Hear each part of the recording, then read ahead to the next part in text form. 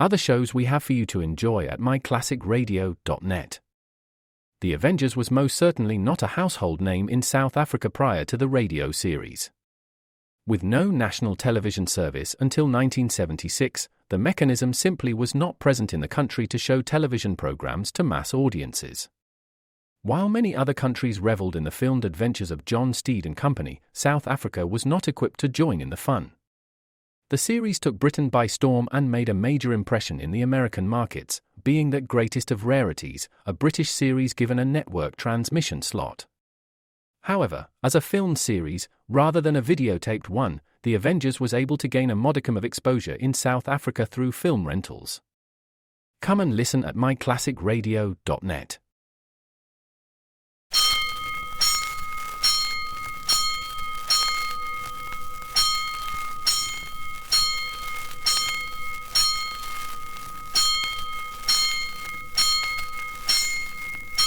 Five bells. Stand by all stations. Attention, all districts. A 5-alarm fire. 5 bells. Move in immediately. That's it. Let's roll. Let's go. Firefighters.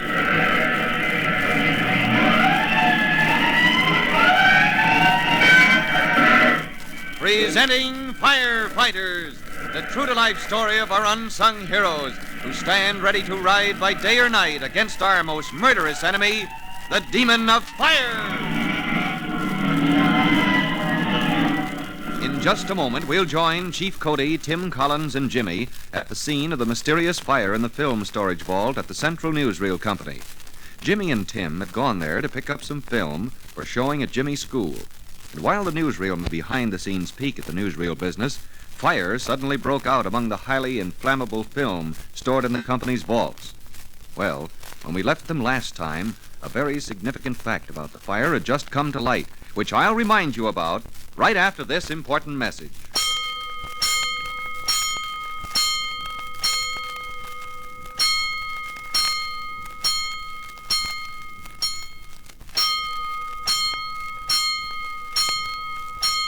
Let's go, firefighters! Let's go to the Central Film Building, where Chief Cody and the men of Engine Company 3-1s have just joined Tim Collins and Jimmy at the scene of the blaze in the film storage vault, a fire that could have spread rapidly through the highly combustible film had it not been promptly discovered. Well, John Gillette, manager of the Central Newsreel Company, which owns the vaults, is deeply mystified as to the cause of the blaze, and right now is telling Chief Cody. It baffles me, Chief. I can't believe that any of my men were careless enough to drop a match or a lighted cigarette in a film vault. Why? I can vouch for the fact, Chief, that Mr. Gillette observes all the fire regulations. He was a victim of a disastrous film fire once himself, and is particularly careful. And still, Mr. Gillette, you say the door to the film vault was open. Well, that's what puzzles me. Our employees always close it carefully. They know as well as I how dangerously inflammable film is. And yet someone evidently left it open. And more than that, dropped a match or a cigarette. Apparently so, but... Well, I'm afraid we'll have to make an investigation here, Mr. Gillette. If there's someone among your employees who's careless about fire around film, well, we'd better find him. I heartily agree, Chief. A man like that is no better than a criminal. A few minutes later, after an elevator operator of the building came forward with some very illuminating information, Chief Cody, Tim, and Jimmy step into the office of the newsreel manager, Mr. Gillette. That's a very interesting story your elevator operator has to tell, Mr. Gillette. Do you think the man is honest? Old Tansy? Never knew him to lie before. He says that just before the fire bell sounded, he picked up a man on this floor who acted very suspiciously. Yes, and that in itself might just have been old Tansy's imagination. Yes, sir, but he said the man was in evident pain over what looked like a bad burn on his hand. Yes, that's certainly unusual and probably more than coincidence. Mr. Gillette. Yes, Chief? Do you have any known enemies? Why, not that I know of. Think hard, because it looks very much like the fire in your vault was deliberately set. Seems hard to believe. Still, it's easier to believe than that some of my men are guilty of carelessness. But an enemy? No, I can't think of a soul who would do such a thing. Maybe some old business associate, somebody who held a grudge. No, I'm sure there's no one. Tell me, Mr. Gillette, what sort of film was stored in that vault? Oh, negatives of old newsreels, and sometimes the prints themselves. Can you think of any reason why someone would want to destroy any of that film? No, none whatever. Yet they did destroy it. Every last foot of it. Yes, a complete loss. And thank heavens this week's newsreel was not yet in the vault.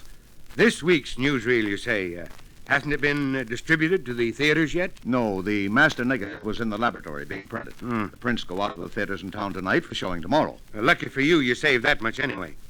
Well, I guess there's nothing more we can do here. What's your next step, Chief, in tracking down this arsonist? The arson squad, Mr. Gillette. They'll be around. Meanwhile, if you learn anything, get any clues, give me a ring quick, I certainly will, Chief. Come on, Tim, Jimmy. Yes, sir. Let's get down to headquarters where I can relax and think. This case needs some deep studying.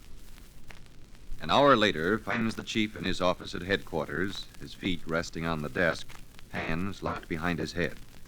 He is staring with complete concentration at a crack that runs across the ceiling as Tim and Jimmy sit silently watching him. Finally, the chief speaks. That crack, it gets longer every day. I gotta get it fixed. Is that what you've been thinking about the last 15 minutes, sir? That crack in the ceiling? Yeah, that and the film vault fire. Tim, Yes, sir. somebody, I'm convinced, wanted the film in that vault destroyed. Gee, but why, Chief? That, my boy, is the all-important question. Why? It was just old film, sir. Old newsreel stories, Mr. Gillette said. Gosh, it was sure lucky for him the new newsreel wasn't in the vault, or there wouldn't have been any newsreels in the theaters this week. Yes, that was... Jimmy, my boy, What, Chief? you may have put your finger on a very important fact. This week's newsreel release.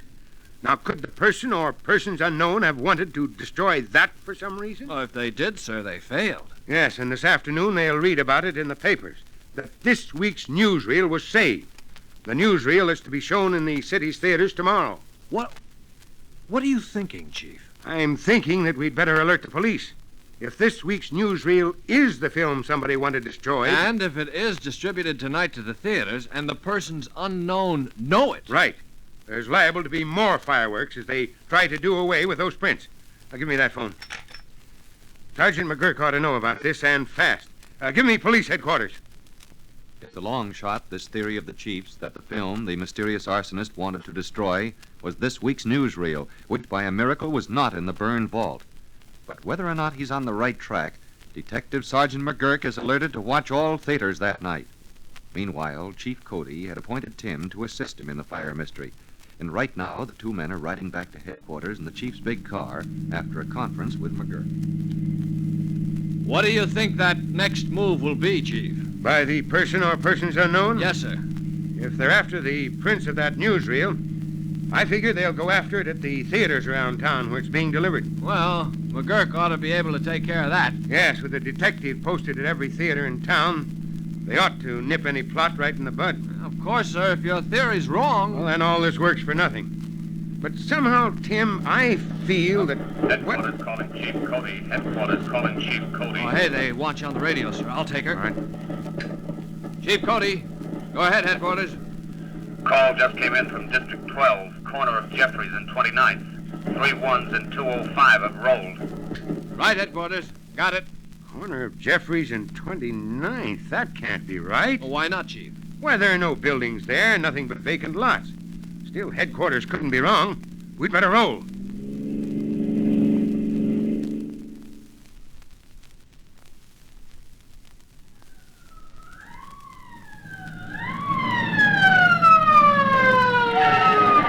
Holy smoke, Chief. It's the corner of Jeffries and 29th, all right. It's a truck. What's left of a truck? Yes, sir. Looks like she must have crashed into this pole and caught fire. Well, the boys about got it under control, I see, sir. There's Lieutenant Dinkins. Yes, We'll sir. get the story from him. Oh, Dinkins! Oh, hello, Chief. A nasty accident. What happened exactly? Well, when we arrived, this truck was wrapped around the telegraph pole, blazing like fury. The driver was sitting across the street, sort of dazed-like, rubbing his head. Was he hurt badly? Just shaken up. And what a story he had. Yeah? Said he was driving along 29th when all of a sudden a big car roars out of Jeffries right for him. He swerved and hit this pole. Oh, another fool, reckless driver. More than that, Chief, according to the truck driver. After he's hit the pole, the car stops. A man gets out, lights a cylinder of gasoline, and tosses it right into the truck cab. Blazing blisters. So that's how she caught fire. Yep. Driver was dazed, but managed to struggle free while the truck goes up in flames. Someone deliberately fired it, huh? Chief, come here. Oh, yeah, Tim? Here's the sign on this truck, sir. I can still make it out. Central Newsreel. Good heavens. Yes, sir. Looks like our person or persons unknown beat Sergeant McGurk to it. Yeah, they took care of those newsreel prints before they got to the theaters. Tim. Yes, sir. There must be some overpowering reason why someone wants those newsreels suppressed. Why they don't want anyone to see them. Well, they certainly don't stop at anything. No. Now, what is it? What could it be? Is there something in this particular newsreel? Something they don't want the public to see? It looks very much like it, Chief. By ginger, we'll find out. The prints are destroyed, but Mr. Gillette ought to still have a master negative of this newsreel. Yes, sir. What are you going to do? We're going to get a hold of Mr. Gillette. Take a look at that newsreel. Let's go. The person or persons unknown behind these criminal film fires must have some overpowering reason for destroying this particular newsreel. What can it be that drives them to arson and even attempted murder? Well, the clue may, as the chief says, be in the newsreel itself. We'll find out when we join the chief and Tim in the next thrilling true-to-life episode of The Firefighters. In just a moment, Chief Cody will tell you, boys and girls, how you can help the firefighters in your own town. But first, here's a message you ought to hear. And now here's Chief Bob Cody with a message for all firefighters. Chief Cody. Hello, boys and girls. You know, one of the nicest pleasures of home is after supper, lighting a fire in the fireplace and sitting around it with the family. Nothing more cheering whether you're 8 years old or 80. But here's a little word of caution about fires in open fireplaces. Always put a fire screen in front of the grate, especially before going to bed. Many a fire has been started by a spark popping out of the fireplace after the family has retired. So remember this little precaution, won't you? Next time you have a fire in the fireplace, there's nothing more friendly than a fire in an open fireplace. Let's keep it that way in your home. Well, that's all for now. Till I drop in again, so long. Fire Chief Cody and the young rookie fireman Tim Collins will be back on the same station the next time you hear... That's it. That's... Oh!